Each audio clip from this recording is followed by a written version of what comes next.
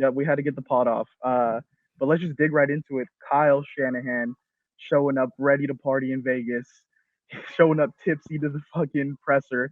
I kind of like that he's showing up loose and like not really tense. Think it's gonna be a free flowing game plan from him. Yeah, I think honestly that's pretty good. So for those who don't know, it appears that Kyle Shanahan has showed up to one of the press days of the Super Bowl, a little sauced up, a little bit looser than normal.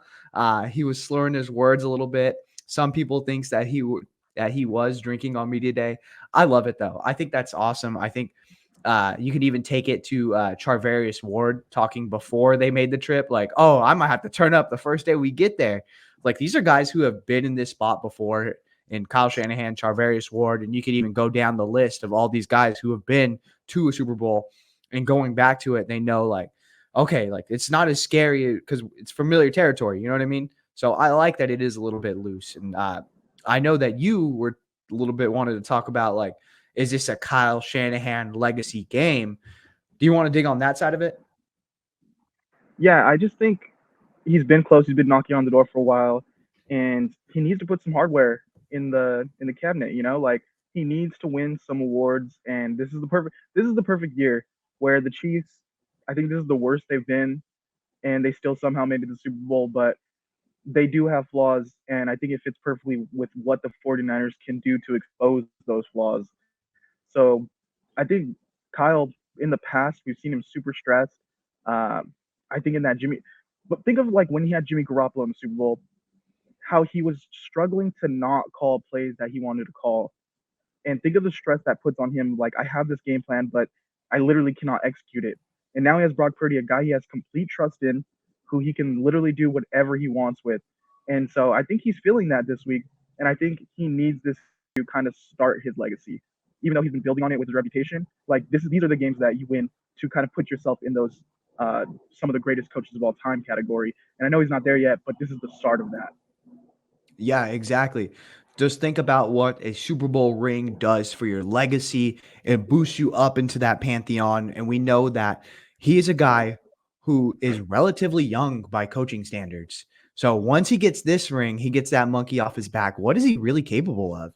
I think moving forward, then you're starting to talk about him as like, can he make this run of, hey, well, they have a good young quarterback that's relatively cheap. They still have a lot of pieces. Like, can they make this a dynasty? Things like that. But it all comes back to getting the monkey off your back. The Falcons loss, I think that weighs heavy on him. And I think with a win over the Chiefs in this Super Bowl, that completely absolves him of it. He wasn't even the head coach at the time, but people still pin that on him rather than Dan Quinn. And so I think, yeah, I think this opens up a world of possibilities for Kyle Shanahan. And I think then we start to actually talk about him amongst the greats. And I know that we talk about him now, like, and we hold him to this level as 49ers fans, but he's not there just because he doesn't have the hardware. You know what I mean? And how much would this hurt his legacy, losing again in the Super Bowl, getting so close? Where, I mean, let's face it, the team's stacked. The defense is playing great. Nick Bosa's playing great. McCaffrey's playing great. Debo's getting in there. Brandon Ayuk making amazing plays. Purdy's doing enough to win these games, not making as many mistakes as we've seen in the past with Jimmy Garoppolo. So I think this would really give people ammo to bash Kyle as a coach if he loses this game. Especially like yeah, the Chiefs, they're throwing out Kadarius Toney back out there this week. Their defense hasn't been, it's been good, but I don't think it's been like special. Like Mhm. I haven't looked at their defense and been like, wow, this defense will go down as one of the greats of all time that carried to Super Bowl. And their offense has struggled to put up points. So it's at the end of the day, yeah, you're going against Patrick Mahomes and Andy Reid, but I think this is your best shot for Kyle to win a title that he's had so far. And if he loses it, then that just opens the door to be like, all right, is this guy ever going to get over the hump? Yeah, it goes back to like the Billy Bean. My shit don't work in the playoffs. Like Billy Bean could put together this team, but obviously, like when it came to the postseason, it just couldn't get over that hump. But this is the perfect matchup for Kyle Shanahan.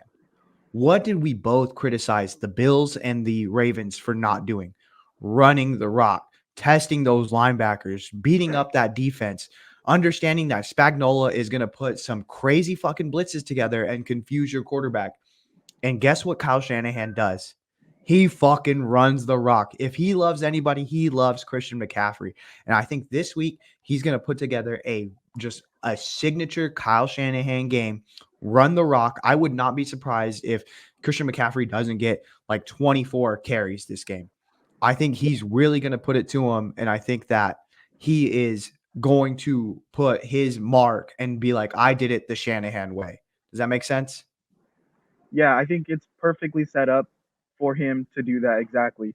Um, Crazy how the Ravens didn't try to expose that run defense on the Chiefs, but if we know Kyle, like it was a complaint from us earlier in the season, thinking why are you running the ball 100 times a game with Christian McCaffrey? But now I'm like, this is the playoffs. Do it. Run the ball 50 times with McCaffrey. I don't care. Run him into the ground. We need to win this game, and McCaffrey is the key. And Debo's the key also. I think people are Yeah. going to underestimate Debo. Like when Debo was hurt, this offense struggled, and it's because Kyle sets up the game plan with him being a decoy, with him coming around being a running back. Like he's so integral to this offense that I think not saying he's better than McCaffrey, but he's more a bigger part of this offense because of the scheme.